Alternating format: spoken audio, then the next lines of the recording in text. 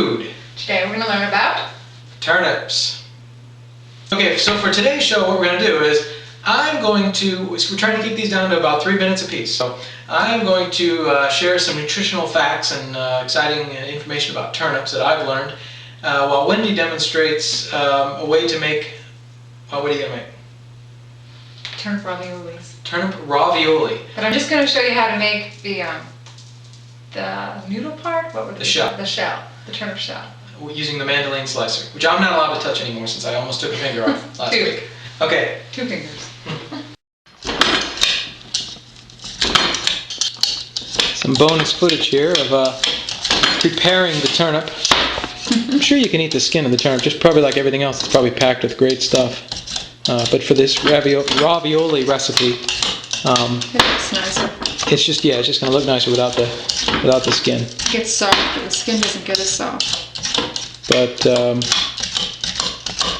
since this is a root vegetable, I'm sure it's even more important to look for an organic turnip, which is what we have right there. And action! Okay, I've sliced off the ends of the turnip. I've peeled it. And now we're going to slice it. I have a mandolin slicer, but this is actually the opening is too wide. I want it to be as thin as I can get it without it falling apart. See, that's kind of thick. It's kind of still too hard. Right, but you see, I keep adjusting it because I really want to make sure it's thin. There we go. That's pretty good. And it will be more pliable as I add some things to it. Okay. Okay, so while Wendy's working on the mandolin slicer, I thought I'd just be in the background here and share some nutritional information about turnips. Turnips are a member of the cruciferous family, of which we have identified so far 13 members. We originally thought there were 12, but we learned online recently from a David Wolf seminar that maca is a cruciferous.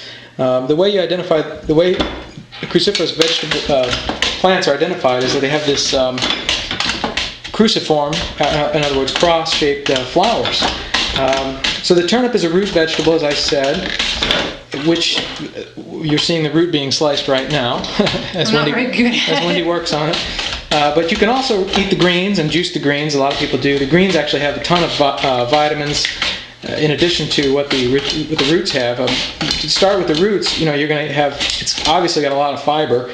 It's all fiber. It's very high in vitamin C, folic acid, manganese, a couple of acids I can't really even pronounce or haven't researched, but copper, thiamine, potassium, niacin, magnesium, B6, vitamin E, riboflavin, and the greens are high in A, folate, vitamin K, calcium, of course, which is where all vegetarians are getting their calcium instead of milk, dairy products. I'll put a bit of oil on this now. Okay, so now you're soaking some oil. Why do you? That just makes it more pliable, right? Once you soak it. Right, it's going to soften it, break down the fibers a little bit. Okay, the folic acid I wanted to say is really great for pregnant women who are growing babies within their bodies. It's actually great for fetal development. So I wanted to make sure I mentioned that.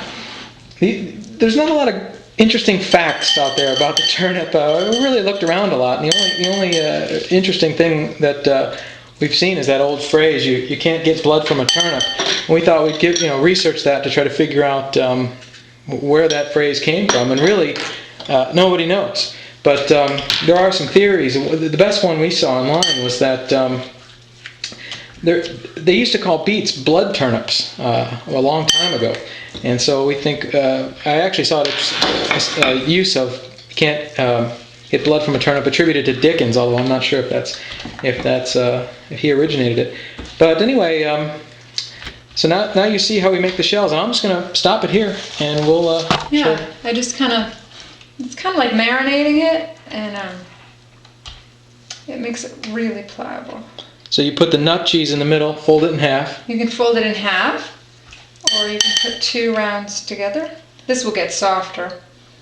You can put 2 rounds together and put the nut dip in the middle if you want. And then you'll have your ravioli, right? Mm-hmm. Yep, we'll put the recipe up on the site, on our website. Okay. Everybody should know about their food. So share what you've learned with others.